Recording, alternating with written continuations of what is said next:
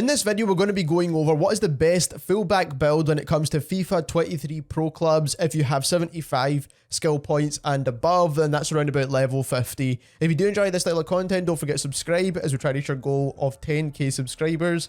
But let's get straight into this. So first things first is the player profile. Now, first thing, if you're playing left back, you want to be left footed. If you're playing right back, you want to be right footed. That goes without saying, to be perfectly honest. But you don't want to have to need to cut in on your preferred foot to cross the ball. And crossing is going to be really important in this game, especially if you're not playing with right mids or right wingers or left mids and left wingers. If you're playing mainly like a kind of central formation, then your fullbacks are going to be extremely important. And you can also play wing backs as well with the exact same builds. Obviously, some of these stats do change in terms of defensively. You don't get as good defending stats if you change to a wing back. But overall, I do still think this is one of the better builds. Now, when it comes to the height and weight is pretty much perfect around about 125. I don't think you need to be like super large in terms of a fullback, because you want to be able to still move and be nimble and be able to dribble with the ball, because you are going to be on the edges of the pitch. Sometimes you will need to take on a player or two. When it comes to height, I think this is kind of come down to personal preference, but I do think 5'6", 5'7", 5'8", and maybe even 5'9" are all pretty solid choices when it comes to your overall player. But personally, I just think 5'7", 5'8" is around about the perfect height. It does give you a good amount of physical still, and it just allows you to be a bit more nimble when you've got the ball on your feet and you want to dribble past a player or two. When it comes to perks, we've got chase down and ball winner, and then also when you do fully level it up, you can actually go for pinpoint cross if you want to. You can go for interceptor, which will be really useful if you like playing high up the pitch. But if you're just mainly tackling people, then chase down and ball winner should be perfectly fine. If you want to be a bit more stronger on the ball, you could choose physical strength. So there's a lot of ways you can go with the fullbacks, to be honest, and even threaded pass is a solid choice as well, if you're trying to get a lot of those through balls in, out from the wing into the centre of the pitch. So, I mean, this is a really important position on the pitch at the moment, to actually build a character and how you want to use it. So like I said, kind of depends on how you use your fullbacks. Now, when it comes to the overall skill tree, now you do want to have reactions and you do want to have physical strength, so we have got that to level 2.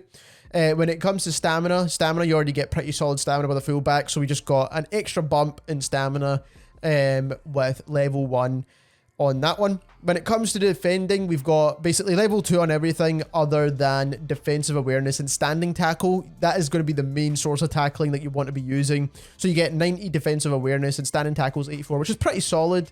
Interceptions are probably not amazing on this, but overall the defending stats are still pretty solid for a fullback anyway. You'd probably get some of these stats on some of your ultimate team centre backs. That's how good it is. So overall, still a solid build. Then you still want to have some dribbling. Now, this is where I do think you can play around with it if you really want to, but I do think being able to change directions is super important for a fullback still, and then having that dribbling ability as well. You know, you don't need skill moves, you don't need any of those insanely good things that you can get if you're playing with like a right wing or right mid, for example, but you do need to still be able to control the ball well, especially if you get caught out on some of the out wide areas. Now, balance you need on every character, to be perfectly honest. It's one of those ones where people don't really know they need it until they actually use it, and then basically you always need it. So it just allows you to stay on the ball. Passing, the main source of passing here that you want to upgrade is your crosses. You want to upgrade the kind of cross accuracy. You want to upgrade the curve on the cross. Now, I've put 2 on curve, to be perfectly honest, because I do think the curve's kind of more important, especially if you're trying to switch it all the way to like a right winger or a left winger if you're playing left back, or if you're playing right back, you're trying to switch it to your left winger. So it's just one of those ones where extra curve is definitely going to allow it to kind of land where you want it to, especially if you're running kind of past the box, then you can cut it back in a way. Then we do have short passing and also long passing. Now, long passing is probably not going to be super important, but again, it's still good to have in case you need to do over the top balls. Shooting, I've got nothing on here. You can level this up once you get more skill points, but it's not important for this position. And then pace is definitely important. So we've got acceleration all the way down to the bottom here. We do want to get the cheetah archetype eventually once we get more skill points, but so far sprint speed and acceleration are around about 85 a piece there, so you do still get a relatively decent amount of pace. So there we have it. If you do enjoy this video, don't forget to subscribe, as we will be making way more Pro Clubs FIFA 23 content. We also will cover some Ultimate Team stuff as well if we need to, and thank you very much for watching.